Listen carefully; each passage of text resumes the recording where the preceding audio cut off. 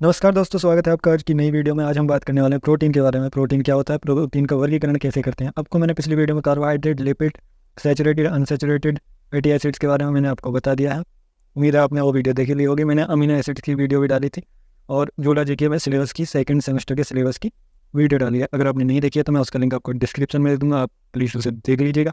हम आगे बात करते हैं, तब तक आप लाइक, सब्सक्राइब और शेयर कर दीजिए। चलिए हम चालू करते हैं। हम प्रोटीन के बारे में ऐसे ही पढ़ेंगे जैसे आपको पेपर में दिया जाएगा क्वेश्चन कि प्रोटीन क्या है, इसका वर्गीकरण कीजिए। तो चालू करते हैं हम। प्रोटीन क्या है। प्रोटीन जीव जंतुओं में पाए जाने वाला जटिल नाइट्रोजन युक्त पदार्थ है जिसका अणुभार बहुत अधिक होता है। मुल्डर ने 1839 में सबसे पहले प्रोटीन शब्द का प्रयोग किया था, जो कि ग्रीक भाषा के प्रोटियोस शब्द अर्थात पहला से बना है। प्रोटियोस जो है उसका जो अर्थ है वो है पहला से लिया गया है या बना है। ये जीव जंतु कोशिकाओं में जीव द्रव्य में पाए जाने वाला मुख्य अवयव है। जीव जंतुओं के शरीर का 19% जो भाग है वो प्रोटीन का बना होता है। जंतुओं की त्वचा, बाल, नाखून और जो हमारे जो पशु होते हैं उनके सींग, मांसपेशियाँ सभी प्रोटीन की बनी होती हैं। एंजाइम तथा हार्मोन भी प्रोटीन के बने होते हैं। आपने सुना होगा कि हर जो एंजाइम है वो प्रोटीन होता है, पर हर प्रोटीन एंजाइम नहीं होती। तो जो हमारे एंजाइम होते हैं वो प्रोटीन होते हैं और जो हमारे हार्मोन्स होते हैं वो भी प्रोटीन होते हैं। प्रोटीन एमिनो अम्ल से मिलकर बनता है। जो हमारा एमिनो अम्ल होता है, आपने एमिनो अम्ल की वीडियो नहीं देखी हो तो आप उसे देख लेना एक बार। एमिनो अम्ल जो होता है वो हमारे मोनोमर्स होते हैं प्रोटीन के लिए। प्रोटीन में एमिनो अम्ल जुड़ते चले जाते हैं, एक श्रृंखला में और हमारी प्रोटीन का निर्माण हो जाता है। तथा ये पेप्टाइड बंध CO जो होता है हमारा NH2 और CH2 और COOH, यहाँ पे हमारे इसके बॉन्ड पूरे हो गए हैं इस वाले C के। तो यहाँ पे क्या कहना चाह रहा है, इसमें एक NH ग्रुप जुड़ेगा, NH2। तो इसका एक H, इसको हम कैसे लिख सकते हैं, इसको हम लिख सकते हैं एक बॉन्ड लगा के H। ये हमारा NH2 है, इसके जो है ये इसके साथ ये वाला निकल जाएगा, H2 निकल जाएगा और ये इससे पेप्टाइड बॉन्ड बना लेगा। तो आगे ये ऐसी श्रृंखला बन जाएगी, यहाँ से CH2 और ये CO। तो ऐसे करके ये एमिनो एसिड जो हैं हमारे प्रोटीन का निर्माण करते हैं। उम्मीद है आपको समझ में आया होगा। यहाँ मैंने बता दिया था आपको, CONH जो है किस साथ जुड़कर एक लंबी पेप्टाइड श्रृंखला का निर्माण करते हैं। वो आपको समझ में आ गया होगा कैसे करते हैं। तो हम बात करते हैं संगठन, इसको कंपोजिशन कहते हैं। इसमें क्या होता है, प्रोटीन का औसतन संगठन निम्न P जो है वो हमारी क्या होगी 50 से 55%, और H जो होगा वो होगा 6.5 से 7.5%, O जो होगा 20 से 25% होगा, और N जो होगा वो होगा 15 से 18%, बस से 6.5 से 7.5 इनके बीच में होता है। तथा S जो होता है हमारा सल्फर, वो 0.3 से 2% तक होता है। इसके अतिरिक्त इसमें बहुत कम मात्रा में फॉस्फोरस भी पाया जाएगा, और आयरन और कॉपर, मैग्नीज तथा जिंक भी इसमें पाए जाते हैं। आपका कार्बोहाइड्रेट में आपका कार्बन, हाइड्रोजन और ऑक्सीजन पाया जाता था। लिपिड्स में सल्फर, फॉस्फोरस भी पाए जाते थे, और इसमें सल्फर फास्फोरस के साथ आयरन, कॉपर, मैग्नीज और जिंक भी पाया जा रहा है। जी आ चुके हैं हम वर्गीकरण पे। अब हम वर्गीकरण पे आ चुके हैं। प्रोटीन का वर्गीकरण इनके आणविक संरचना तथा इनके रासायनिक संगठन के आधार पर किया जाता है। इसका तो 2 प्रकार की होती है, रेशेदार और गोलाकार। आणविक आधार पर कितने प्रकार की होगी, रेशेदार और गोलाकार। पहले हम रेशेदार के बारे में बात करते हैं। रेशेदार प्रोटीन, इस प्रोटीन में कई पतले एक रेखीय अणु पाए जाते हैं जो कि परस्पर कई जगह पर हाइड्रोजन बंध के द्वारा जुड़े रहते हैं तथा तंतु बनाते हैं। ये जल में विलय होते हैं, जैसे कैरोटीन, मायोसिन और कोलेजन जो होते हैं। जो कैरोटीन होता है ये त्वचा, बालों तथा नाखूनों में पाई जाती है। जो हमारी जो स्किन है और हमारे जो बाल हैं और नाखून, ये कैरोटीन से बने होते हैं। ये आप याद रख सकते हैं, अगर आपका MCQ का होता है तो ये पूछा जा सकता है। मायोसिन यह मांसपेशियों में पाए जाते हैं, और हमारे कोलेजन जो होते हैं यह अस्थियों तथा उपास्थियों में पाए जाते हैं। गोलाकार प्रोटीन, इस प्रोटीन के अणु गोलाकार होते हैं। इसमें पेप्टाइड श्रृंखलाएं परस्पर हाइड्रोजन के द्वारा जुड़ी रहती हैं, परंतु बल अपेक्षाकृत दुर्बल होता है।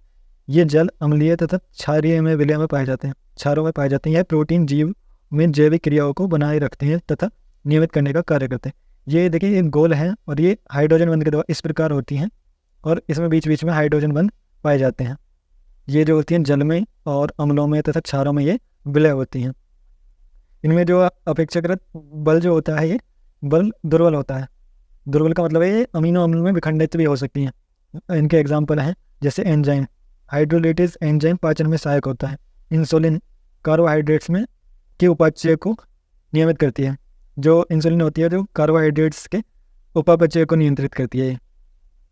चलिए आगे बात करते हैं। वो आपने देखा था आणविक वर्गीकरण के आधार पर, आणविक संरचना के वर्गीकरण के आधार पर। यहाँ आप देखने वाले हैं रासायनिक संगठन के आधार पर वर्गीकरण। जल अपघट्यों में बने क्रियाफलों के आधार पर प्रोटीन 3 प्रकार की होती है। जब ये जल में अपघटित होती है उसमें जो इनके जो बनते हैं मॉलिक्यूल्स बनते हैं उसके आधार पर ये वर्गीकरण है। ये 3 प्रकार की होती है, साधारण प्रोटीन, संयुग्मित प्रोटीन और व्युत्पन्न प्रोटीन। इसको सिंपल कॉन्जुगेट, इसको कॉन्जुगेट कहते हैं और इसको सिंपल कहते हैं। ये दोनों पूछी भी जाती हैं, ये कम पूछी जाती है पर ये दोनों पूछी जाती हैं। पहले हम सिंपल के बारे में बात करेंगे। साधारण प्रोटीन, इन प्रोटीन को जल में अपघटने से एमिनो अम्ल बनते हैं। घटती हुई विलयता के आधार पर इन्हें पुनः निम्न प्रकार से वर्गीकृत किया गया। जल में अपघटन होता है इनका, उस अपघटन के आधार पर क्या करते हैं हम इनको वर्गीकृत करते हैं। पर इनको जो है घटती हुई विलयता की, विलयता का क्रम जो है वो घटता जा रहा है, उसके आधार पर दोबारा इनको वर्गीकृत किया गया। इसको 6 भागों में वर्गीकृत किया जाता है। एल्ब्यूमिन, एल्ब्यूमिन ये जल अम्ल तथा क्षारों में विलय है तथा गर्म करने पर स्कंदित हो जाती है, जैसे अंडे एल्ब्यूमिन, सीरम एल्ब्यूमिन आदि। ये क्या होती है? ये जो है जल अम्ल तथा क्षारों में विलय है तथा गर्म करने पर स्कंदित होती है। ग्लोबुलिन, ग्लोबुलिन ये जल में अविलय परंतु खनिज अम्लों तथा क्षारों में विलय है, ये गर्म करने पर स्कंदित हो जाती है, जैसे सीरम ग्लोबुलिन। तंतुओं को बनाने वाली प्रोटीन, जो तंतु होते हैं हमारे उनको बनाने वाली प्रोटीन। प्रोलामिन ये जल में अविलय हैं, ये आई हैं जल में अविलय। ये वाली जल में अविलय थी पर ये विलय है, जल में अविलय परंतु तनु अम्लों तथा क्षारों में विलय है, ये गर्म करने पर स्कंदित नहीं होती, जैसे जीन, जो मक्का से जो जीन है वो स्कंदित नहीं होते और वो जल में अविलय होते हैं। ग्लूटेलिन ये जल में अविलय परंतु अम्लों तथा क्षारों में विलय है, जैसे ग्लूटेलिन जो गेहूं से और ओरिजिन चावल से इत्यादि। ये जो इनसे प्रोटीन प्राप्त की जाती हैं। एल्बुमिनॉइड, एल्बुमिनॉइड ये जल में अविलय परंतु सांद्र, हमारे जो 2 थे, एक पहला वाला जल में अविलय था, जल में विलय था, उसके बाद जल में अविलय आए और तनु अम्लों में विलय। ये हमारा सांद्र जो अम्ल है उनमें विलय है, जैसे हमारे कैरोटीन। कैरोटीन क्या है? हमारी त्वचा, बाल और नाखून का जो निर्माण करती है वो वाली जो प्रोटीन होती है। और केलोजन जो अस्थियों का निर्माण करती है, ये क्या है? हमारे जल में अविलय हैं और सांद्र अम्लों में विलय हैं। हिस्टोन प्रोटीन, हिस्टोन प्रोटीन आपको पता होगा कि डीएनए में पाई जाती है हिस्टोन प्रोटीन। ये एल्बुमिन की तरह है, ये क्या है? ये एल्बुमिन की तरह है। ये जल में तथा तनु अम्लों में विलय है परंतु अमोनिया में अविलय है, जैसे हीमोग्लोबिन में पाई जाने वाली ग्लोबिन तथा न्यूक्लिक अम्ल में पाई जाने वाली हिस्टोन प्रोटीन। न्यूक्लिक अम्ल जो हमारा डीएनए होता है उसमें पाई जाने वाली हिस्टोन प्रोटीन। अब आपकी आ गई है कॉन्जुगेट प्रोटीन। इस प्रोटीन में जल अपघटन में एमिनो अम्लों का नॉन प्रोटीन भाग, जो एमिनो अम्ल होते हैं उनका नॉन प्रोटीन भाग प्रोस्थेटिक समूह बनाते हैं। प्रोस्थेटिक समूह की प्रकृति के आधार पर संयुग्मित प्रोटीन विभिन्न प्रकार की होती हैं। ये क्या हो रहा है? ये एमिनो अम्ल तथा जो इस प्रोटीन के जल अपघटन से एमिनो अम्ल तथा नॉन प्रोटीन भाग प्रोस्थेटिक समूह बनाते हैं। ये मिलकर क्या करते हैं? प्रोस्थेटिक समूह बनाते हैं। ये प्रोस्थेटिक समूह के प्रकृति के आधार पर संयुग्मित प्रोटीन विभिन्न प्रकार की होती प्रोटीन। ये प्रोटीन प्राकृतिक प्रोटीनों के अम्लों, क्षारों, एंजाइमों द्वारा आंशिक जल अपघटन से बनती है। जो प्रोटीन होते हैं प्राकृतिक प्रोटीन, उनका जो जल का अपघटन होता है, जल से क्रिया होती है जब बनते हैं ये। इस क्रिया के में कई माध्यमिक क्रियाफल बनते हैं। ये हमारी अगर प्रोटीन बनेगी तो ये हमारे माध्यमिक हैं, जैसे प्रोटीन है वो प्रोटियोज बनाएगी, पेप्टोन बनाएगी, पॉलीपेप्टाइड श्रृंखला बनाएगी, डाईपेप्टाइड बनाएगी और पेप्टाइड बनाएगी।